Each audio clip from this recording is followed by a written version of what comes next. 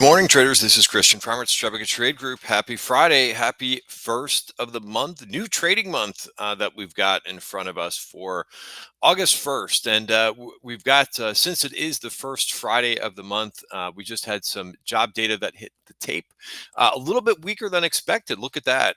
Change in non-farm payroll, 73K versus 104. Private payrolls, 83 versus 100. And also look at the previous month was really revised down decently. It was 147 for the previous month. Comes in, they revise it down to 14,000. So interesting numbers there and interesting effects off of that. I'm not going to argue the validity of the data. I'm just going to kind of give you because there is definite variability from month to month. But that's a pretty weak report considering that they revised the previous month down. Average early. One other data point that I usually look at with this with the jobs report is the average hourly earnings month over month is in line with estimates, kind of like the PCE data was the other day, zero point 0.3 versus zero point 0.3. It's another gauge of inflation. So let's get to some of the effects of this. One of the things that I want to jump to right away is something that I always talk about a lot after a Fed meeting, which is Fed fund futures, and what they're implying after, before and after the Fed meeting. And that was, if you go back to a couple days ago, before the Fed meeting on Wednesday, there was about a 65% chance of a rate cut coming on September 17th, which is the next meeting. By the way, there's a Jackson Hole meeting in between now and this September 17th meeting. That number went all the way down this morning, pre-jobs number, to 42. Sorry. Um, yeah, it was 42, 43%. Since the jobs number just hit the tape, look at the jump in Fed fund futures, implying a rate cut that looks much more probable, the most probable that we've seen so far, going into September. So again, September is a long ways away, but the market, of course, is always adjusting to new data and has adjusted to that. Let's take a look at some of the charts, and I'll tell you kind of what I'm focused on for the day, and just kind of give you a quick outlook as we kind of go into this. There's one other thing that I wanted to point out here while I've got, well, maybe two other things to point out here while I've got a Bloomberg screen up here, because it's a little bit of a pain in the neck for me to switch screens on this. But I find this very interesting. There's We know about August seasonality at this point. There was actually, I believe, Tom McClellan tweeted out a chart the other day. Everybody seems to be talking about the weaker seasonality that we get in August. So that sometimes becomes a self-fulfilling prophecy. Also, what I find interesting about that is, if everybody's talking about it, it's not that much of a surprise. So we know that. So again, I'm just going to reiterate here. I think I've been a broken record about this. I've been adding to this as well in terms of how much people are talking about seasonality. But yes, it should not be a surprise that August is not a strong month for the market. So take that for what it is, and understand at this point that a lot of people are talking about that, meaning it shouldn't really be that big of a surprise at this point. Also, look at the equity put call ratio. This is very odd to me. There's actually, as people are talking about this weaker seasonality, this is also pricing in. There's some fear in this market. Normally, the market kind of gets caught off guard a little bit. But look at the equity put call ratio. It's almost as high as it was in June 16th. And I view that there is some fear in this market. So it's not. I don't think this is throwing the market off in terms of surprise. And I actually view I usually look at the equity put call ratio from a contrarian standpoint, meaning when we have these spikes up here, and we had a couple of them, like here was the biggest spike, and we actually had a market reversal off of that sentiment. So I think that what I've noticed with the market is that sentiment changes very, very quickly. And to me, that means maybe some bearishness has kind of crept into this market. One other thing that I'm going to bring up here, and then I will go to some charts that are moving this. Whoops, that's not the right screen. Let's go to movers this morning. And I would say, as I've been saying for a while now, make sure that you take the bad with the good in terms of earnings results. You got some stinkers this morning in terms of movers to the downside. FLR is down 19%, 19, 20%. BE is down, which, by the way, took out a VPOC. We talked about that, meaning like the upside is probably realized. That stock's down 11%. Granger is also down 11%. Not good earnings there.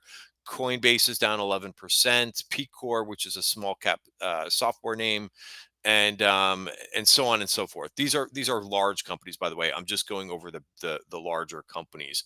The up movers. So again, you think, oh my God, this is horrible. All these names are down this morning. Not good for the market. However, look at the names. And by the way, Amazon should be in here somewhere too. I don't know why I don't see it. Oh, there it is. Amazon is down 7.6%. Again, I thought that Amazon rallied too much into their report based off of what Microsoft did yesterday. That stock is down this morning. Look at the names that are up this morning. Now, ignore FIG for a minute there because that's not earnings related. That's new IPO. And also, just, there's still animal spirits in this market considering what that IPO name is doing. But look at Reddit is up 16% this morning. They had a great quarter.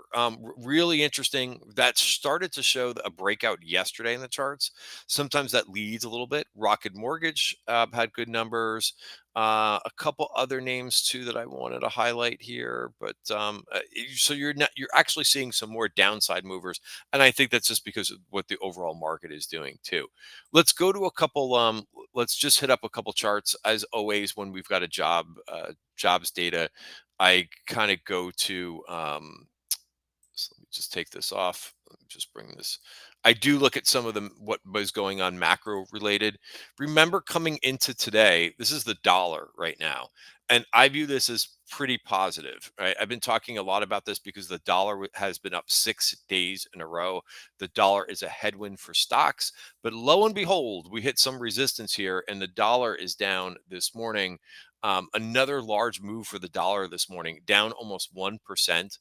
What I'm referring to is this. Right. If you look on this weekly chart here, and again, the price action is not going to, the pre-market price action is not going to show up here. And I don't have I don't think I have dollar futures here in trading view, but that's resistance right there, guys. And I don't think that we're going to break through that. So that's somewhat of a good thing. I was getting worried about the strength in the dollar. You've heard me talk a lot about it this week. So this backing off is not that bad. I'm also going to bring up here, and I think I can do this even though it's delayed here, but you've got a nice sharp move here in 30-year bond futures. So they're making a nice move this morning. Right now, up 0.8 of a percentage point. I do view softer yields as a good thing. And that's what's going on right now this morning. Notice this bottom of the value area in 30-year bond futures. So we're looking at the long end of the curve. Remember, the Fed doesn't control any of this stuff. This is all into supply and demand. That's 115.30. So that's what I would be watching there. Let's talk about just quickly the indices. And I'm going to bring up a few charts here. I'm going to start just really quickly with IWM because I thought that this was really interesting that this broke the 20-day moving average yesterday. The first time that this happened since April. We have not seen prices, but I'll say that again. We have not seen prices below the 20-day moving average since April. So that's a change in tone. And IWM getting hit the most this morning. I'm not sure I would really be a buyer, even though there is a downside VPOC being taken out here. So could be an area for reversal. I'll be watching small caps. I don't think I'll be playing small caps. They've just acted as relative weakness versus the other indices for a while now at this point. But I will be watching them. I wanted to bring up both SPY and the Qs just so that you could see where this lies. And by the way, we have a new value area for the month of August, which I think is really going to come into play for where we close for the day. Notice we have broken through the value area for the week. So the bearish 80% rule, that's something that we talked a little bit about in the trading room. That's complete for the week. Now, what I would watch, and I gave this level yesterday in my end of day video. This is not going to update here. I'll bring in S&P futures for you too in just a second, but let's just zoom in here. The level here is 629.69. So if we break inside value, right, regardless of what I think or what I'm feeling, right, we break into the value area for the month, that's going to trigger the bearish 80% rule, which means that there's an 80% chance that we could fall all the way down to the bottom of the value area. Now, that's not that huge of a move. We're talking about a two. If you subtract this morning's move, which is down 1%, that's only about 1.4% away. So that's what I would be watching. Again, we need to see where we close for the day, not where we start for the day. So that's what I would be watching in here. I'm going to give you S&P futures too because they are updating here. And if you're looking at futures rather than the ETFs, that level down here is 1.2% away. And again, that should trigger. Well, it won't trigger the bearish 80% rule, I don't think here, because we didn't start the period of starting. We started the period inside value, I believe. So again, I'll have to double check that as the market opens, but that's still the support down here is going to be 62.3850 in S&P futures. And then finally, I'm just going to talk about the Qs, which also the level to watch here is 565.27. Again, you can't see the pre-market activity here, but that should also mean that we start inside value here, and support is down at 551.31. One other thing that I'm going to mention here with the Qs is what I'm watching is this VPOC, right? So if you're looking to possibly short for today, I would see if we break below this 557.50, as this is a potential demand area, right? Remember, VPOCs below price action act as possible demand, and VPOCs above the price action act as supply. So that's me. I wouldn't be shorting unless we break below that, and then I would be targeting this area down here. That's what I'm thinking for short-term stuff. Ultimately, though, I'm going to be watching. I'm still going to be watching both things in terms of maybe some short setups, maybe some long setups.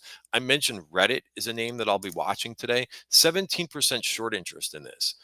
Note we did rally. So just as I mentioned, these VPOCs up here are overhead supply. So for today, I would watch 187 in Reddit, but that's definitely a stock that I'm interested in. As I mentioned yesterday, it finally made a move above value. So this is going to be trading up here, and who's to say that this can't begin to, if it can hold that 187 level, then I would be targeting 211 on a long trade in Reddit.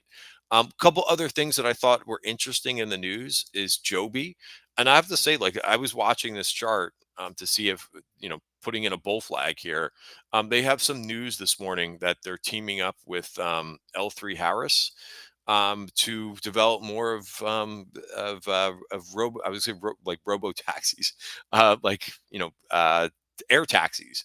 So interesting. Again, the way that the future is going, both for auto and air, is that there's a possibility of these new things that are coming out, which I find interesting.